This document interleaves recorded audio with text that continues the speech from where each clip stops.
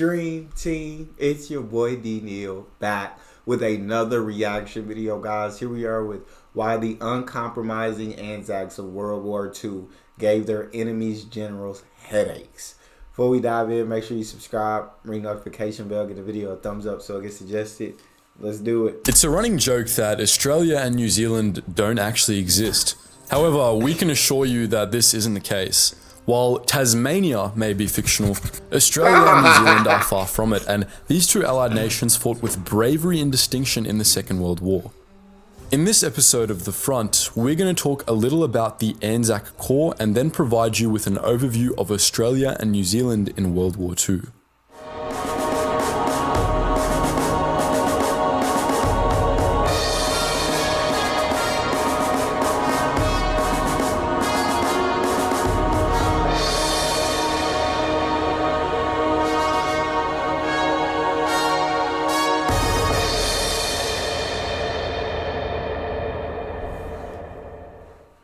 Firstly, let's distinguish the Australian and New Zealand Army Corps, or just Anzac Corps, from the Australian Army and New Zealand Army. Okay. As the title implies, the Anzac Corps was a military unit comprised of Aussies and Kiwis. It was created in the First World War during the Gallipoli campaign, though it was disbanded in 1916. The Corps was briefly remade in World War II during the Battle of Greece, and so too in the Vietnam War and the East Timor crisis. The term Anzac, however, is used a little differently in Australia and New Zealand.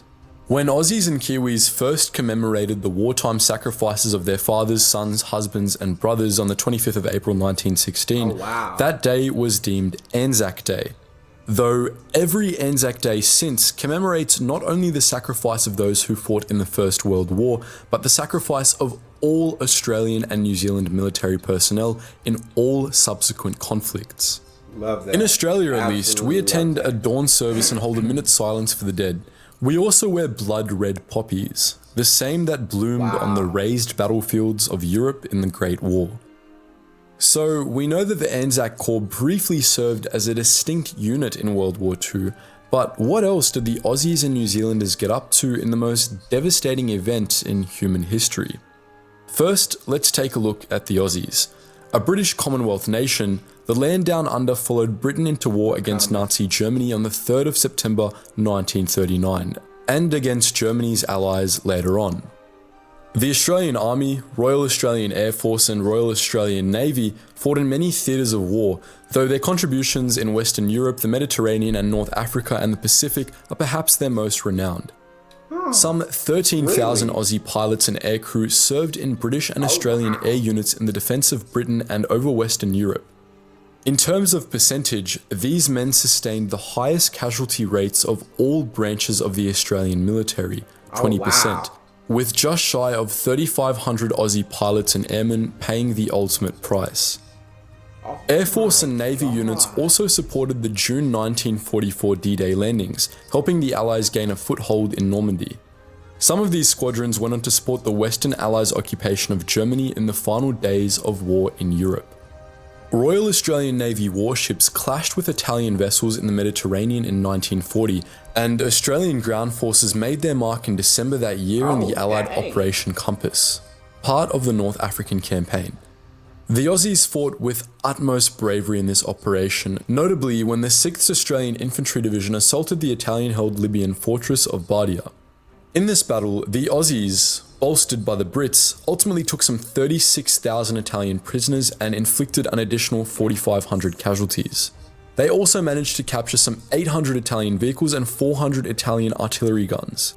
Conversely, hey, Australia wasn't playing with Italy. They said, we not playing no games with y'all. If y'all want the smoke, y'all can get the smoke, but I promise this ain't what y'all want.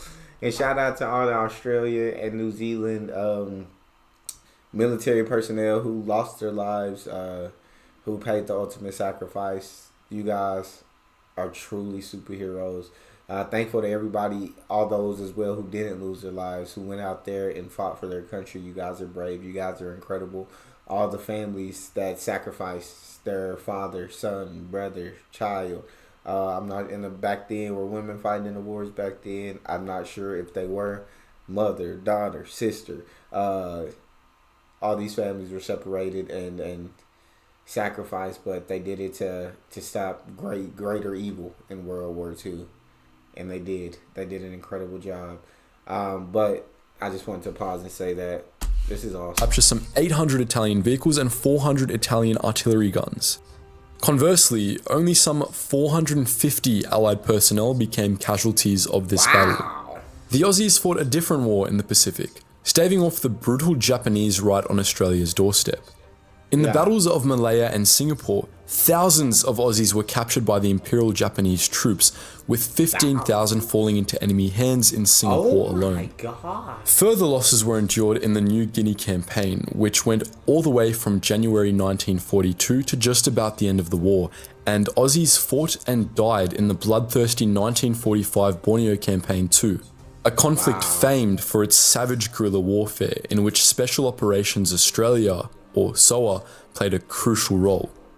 Australia herself tasted Japanese ruthlessness, most notably in the February 1942 bombing of Darwin, the Northern Territory's capital.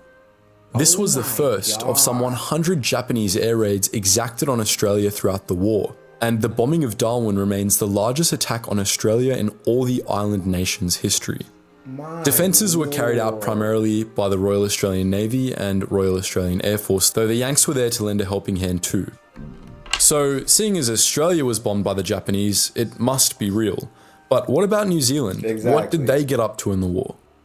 Well, as for the Kiwis, they also followed Britain into war against Germany on the 3rd of September 1939, and like the Aussies, fought in many different theatres, in many cases alongside their Australian comrades. Yeah, they did. New Zealand's principal overseas force was the 2nd New Zealand Expeditionary Force, or 2NZEF, while its air force was the Royal New Zealand Air Force and its navy was the Royal New Zealand Navy.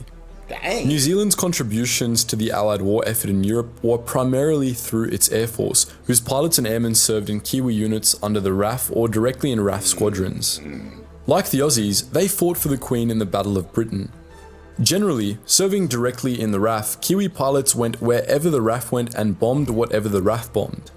Men of the 2NZEF fought hard in the bloody Battle of Monte Cassino in March 1944 too, playing a crucial role in what would ultimately lead to the Allied capture of the town and castle.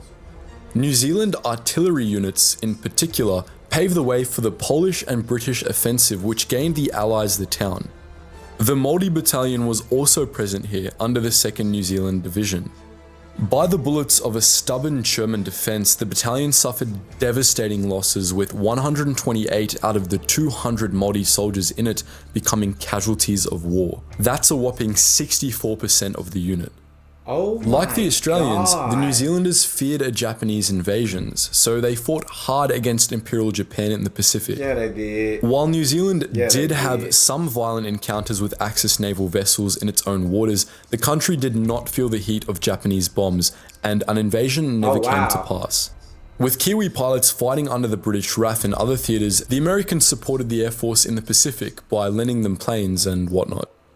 To put New Zealand's contributions into perspective, it suffered proportionately more casualties than any other Commonwealth nation involved in the Second World War.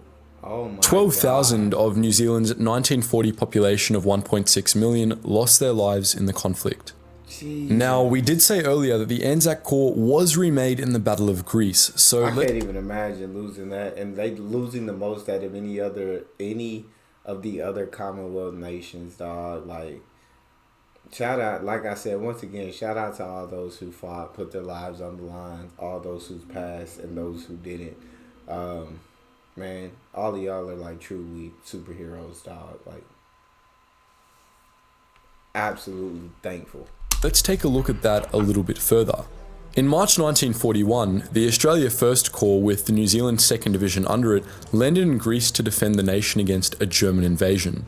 It was soon after this that the combined Aussie-Kiwi unit was officially renamed the Anzac Corps, though this title was short-lived.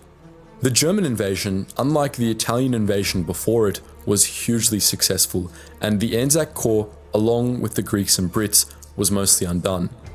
Instead of fleeing Greece entirely, however, some Anzac remnants remained on the Greek island of Crete and put up a stubborn defense alongside Cretan military personnel and civilians. Yeah, they did. These were primarily the Australian 6th Division's 19th Brigade and some Kiwi units, including the aforementioned Māori Battalion, which took part in a series of savage engagements throughout the island.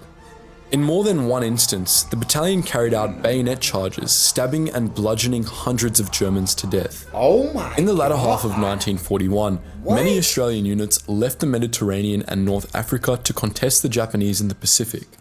Some Aussie units, such as the Australian 1st Corps 9th Division, remained. These men didn't have it easy, especially in the Libyan port city of Tobruk, which came under siege by the Axis and was largely defended by Australian troops.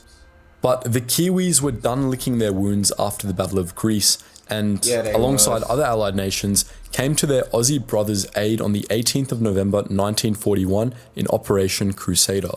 Yeah, they did. They clashed with Rommel's Afrika Korps and ultimately sent the German general running. The Australian 9th and New Zealand 2nd Division fought and sustained heavy casualties together in the 1st and 2nd battles of El Alamein II. Obviously, the contributions of Australia and New Zealand to the Allied victory in World War II extended far beyond what we've covered today. There were also many other battles in which Aussies and Kiwis fought and died side by side. Far too many for one video. For now, we hope we've provided you with a decent overview of these two fighting nations. For sure. What, however, interests you more? Would you like to learn more about Australia, New Zealand? How about the Anzac Corps both in the Great War and in conflicts following the Second World War? Let us know in the comments section below. And just before you go, guys, if you want to join our wider history community, make sure you... I'm gonna go ahead. That was awesome, kind of getting to learn all the wars that these two countries fought in together. It was sad to learn of all the deaths, all the fatalities taken on both sides, but these countries have always had each other's backs. These countries have always fought hard. They've always supported.